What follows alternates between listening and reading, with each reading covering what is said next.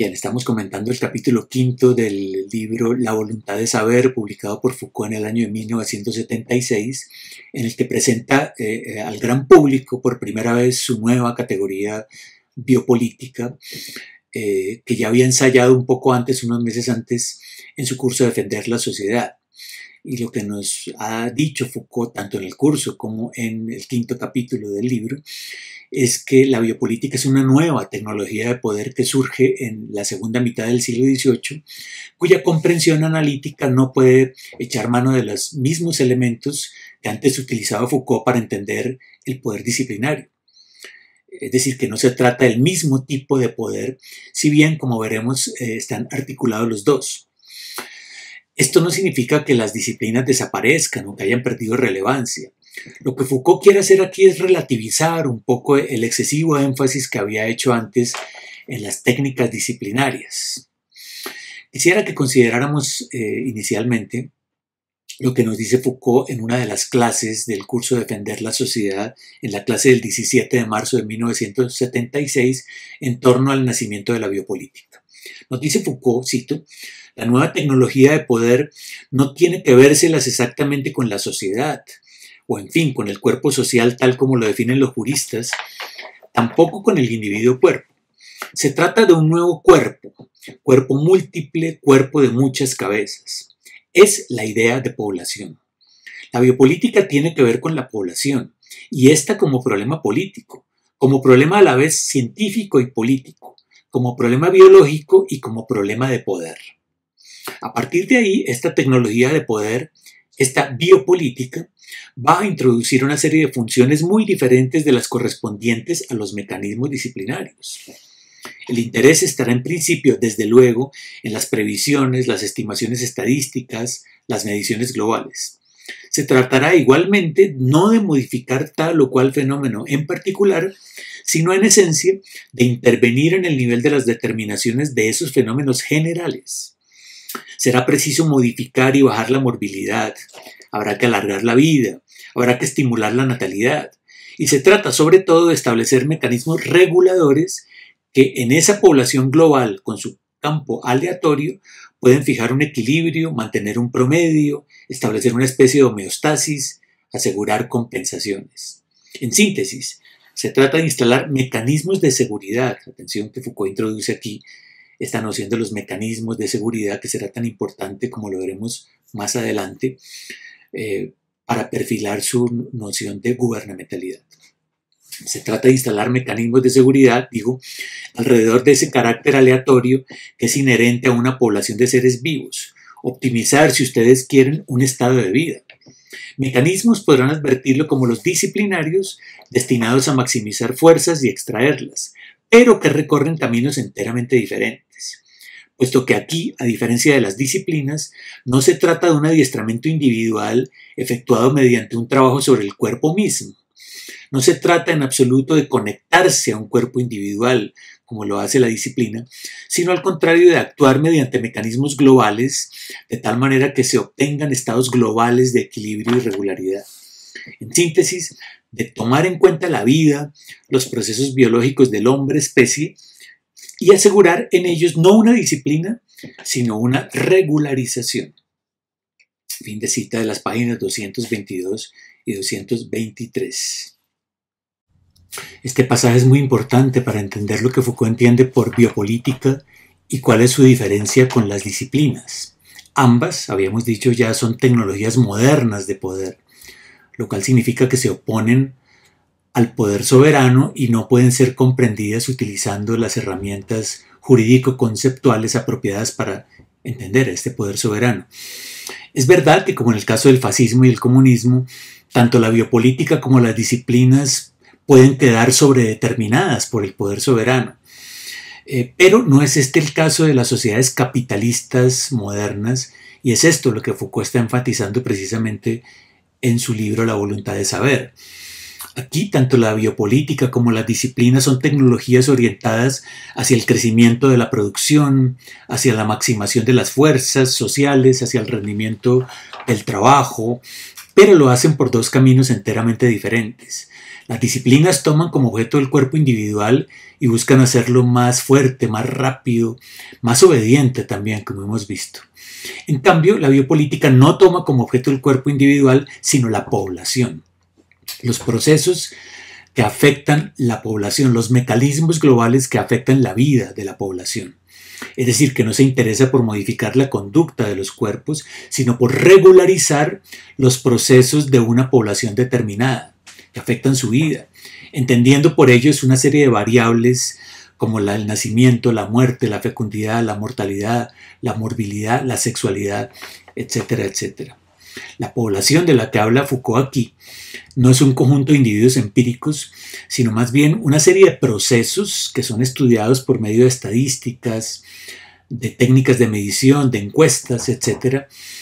Es decir, se refiere a aquello que, como les decía antes, tiene que ver con los mecanismos o los dispositivos de seguridad, de los cuales hablaremos más adelante en otra clase. Hay que anotar algunas cosas primero. De lo que se trata en la biopolítica no es de la vigilancia y el control sobre el cumplimiento de una norma, como ocurre en las disciplinas, sino de la vigilancia y el control sobre una serie de variables abstractas, como he dicho, la natalidad, mortalidad, morbilidad, etc., con el fin de regularlas. Por eso la biopolítica no se orienta hacia la normalización, sino a la regularización. En segundo lugar, hay que notar que en el caso de la biopolítica, a diferencia de las disciplinas, entra a jugar el Estado. Aquí sí estamos hablando del papel del Estado. Es decir, que la biopolítica no pertenece al campo de la microfísica del poder de la que hablaba Foucault, sino que adquiere una dimensión macrofísica que sin embargo no está necesariamente bajo el poder estatal de la soberanía. Esto es importante. Con todo, y esto hay que decirlo, el Estado sí es un actor biopolítico fundamental porque utiliza los mecanismos de regulación para generar política pública. Por ejemplo, en el tema de empleo, de seguridad, de pensiones, de salud, como lo mencioné en la clase anterior.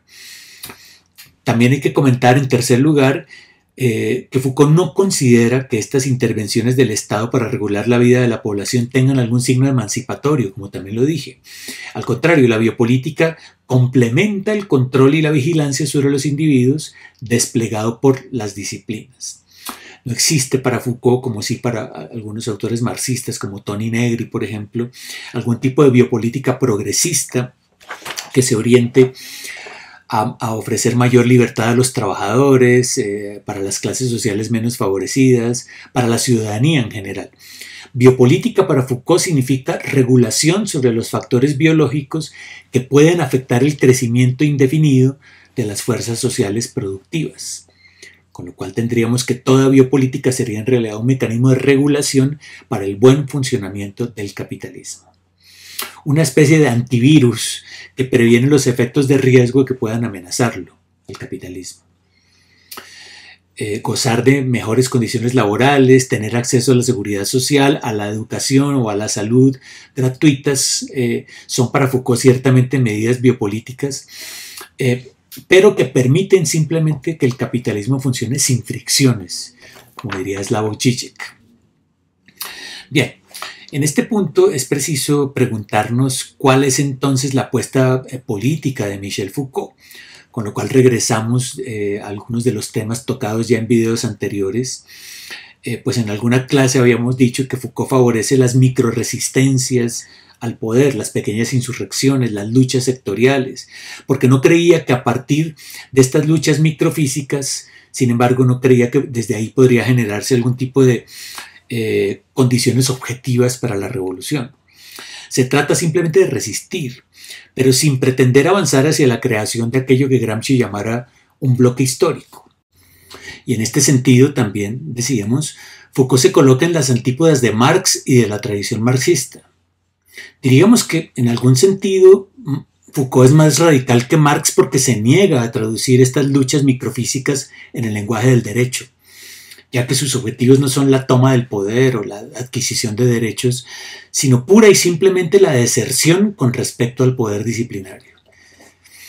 Hablar El lenguaje de la ley, del Estado, sería ya para Foucault una capitulación, por lo cual las resistencias de las que habla Foucault en esta época no pasan por el Estado, no pretenden dialogar o negociar con el Estado, y tampoco pretenden que sus objetivos sean comprendidos por el Estado o por los ciudadanos. Este ámbito microfísico del poder descubierto por los levantamientos de mayo del 68 no remite al modelo jurídico de la soberanía, sino al modelo bélico de Nietzsche, y por tanto no habla el lenguaje de la concertación, sino el lenguaje del litigio, que es el lenguaje de la guerra. Bien, la pregunta aquí entonces es cuando Foucault descubre que en el siglo XVIII emerge otra técnica de poder que ya no es la de las disciplinas, cuando descubre que la microfísica del poder ya no es el único terreno o escenario de actuación, sino que hay un segundo escenario que opera en un nivel macrofísico, en un nivel general. ¿Qué es lo que pasa entonces con el tema de las resistencias? Frente a unas tecnologías de poder que ya no operan microfísicamente, que se hacen cargo de la vida de la población, ¿son acaso suficientes ya las resistencias? ¿O será que para Foucault, como luego lo hará Agamben, se terminará reivindicando la nuda vida de quienes desertan del poder disciplinario frente a la política del Estado? Estas son algunas preguntas que surgen aquí. La apuesta sería entonces para Foucault vivir sin el Estado, no solamente pensar la política sin el Estado, sino vivir sin el Estado, vivir por fuera de las redes de la biopolítica, renunciar a la salud, a la educación, renunciar a la seguridad social, renunciar a los derechos.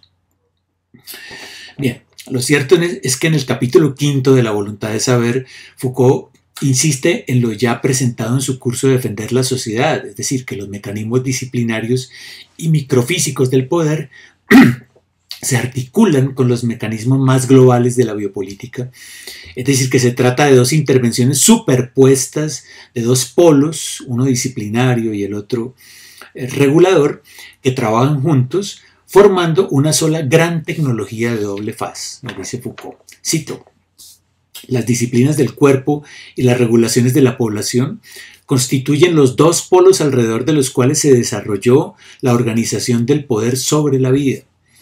El establecimiento durante la Edad Clásica de esa gran tecnología de doble faz, anatómica y biológica, individualizante y especificante, vuelta hacia las realizaciones del cuerpo y atenta a los procesos de la vida, caracteriza un poder cuya más alta función no es ya matar, sino invadir la vida enteramente. Atención.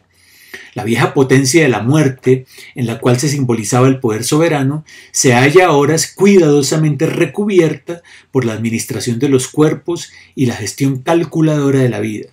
Se inicia así la era de un biopoder. Fin de cita de la página 169, y un poco más adelante, después de haber descrito brevemente las dos vertientes, la disciplinaria y la biopolítica, agrega Foucault lo siguiente, cito: ese biopoder fue, a no dudarlo, un elemento indispensable en el desarrollo del capitalismo. Este no pudo afirmarse sino al precio de la inserción controlada de los cuerpos en el aparato de producción y mediante un ajuste de los fenómenos de población a los procesos económicos. El ajuste entre la acumulación de los hombres y la del capital, la articulación entre el crecimiento de los grupos humanos y la expansión de las fuerzas productivas y la repartición diferencial de las ganancias, en parte fueron posibles gracias al ejercicio del biopoder en sus formas y procedimientos múltiples.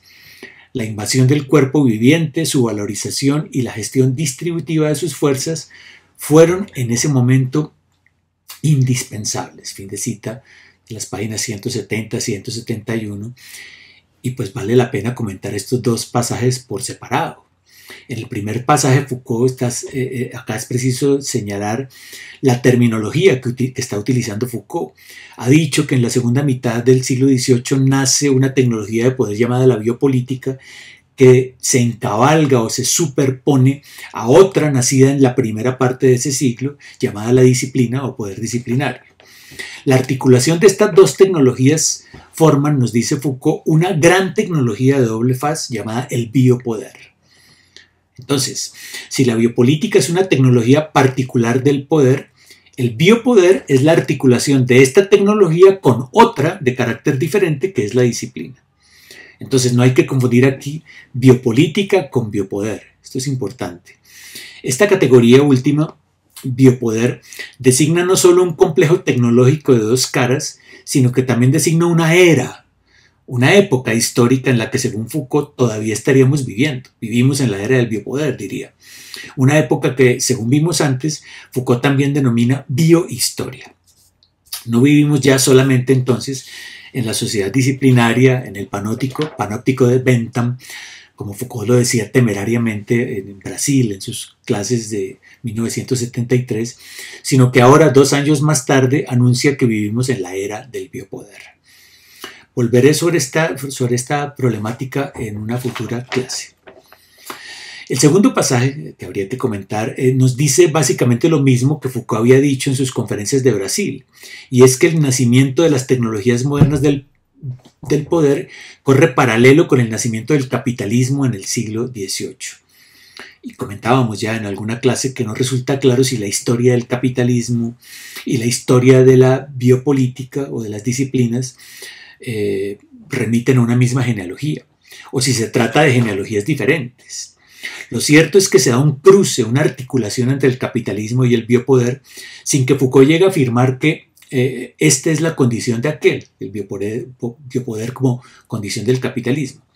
Lo que dice es que sin la emergencia del biopoder, el capitalismo no habría podido desarrollarse de la forma en que lo ha hecho.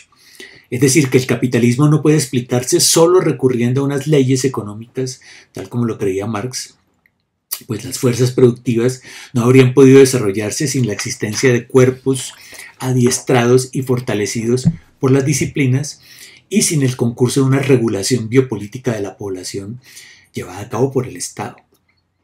Pero se trata, como vemos, de dos procesos diferentes que en algún momento se entrecruzan. Ni el Estado ni las disciplinas pueden explicarse recurriendo solo a la economía, ni esta puede ser vista como un agente autónomo. Pero en este punto hay algo que Foucault advierte y que será muy importante para entender el giro que tomarán sus investigaciones posteriores. En el pasaje que recién leíamos, dice que en el siglo XVIII se produjo, cito, un ajuste de los fenómenos de la población a los procesos económicos, página 170, lo cual significa, como veremos pronto, que la economía política es un factor importante para entender el funcionamiento del biopoder. Y de hecho funciona como la condición misma del biopoder, que ya no puede ser entendido solamente como bajo el modelo nietzscheano de la guerra, sino bajo el modelo estratégico del gobierno. De manera que estamos aquí ya a puertas del abandono definitivo de la hipótesis bélica para avanzar hacia lo que próximamente Foucault denominará el modelo gubernamental.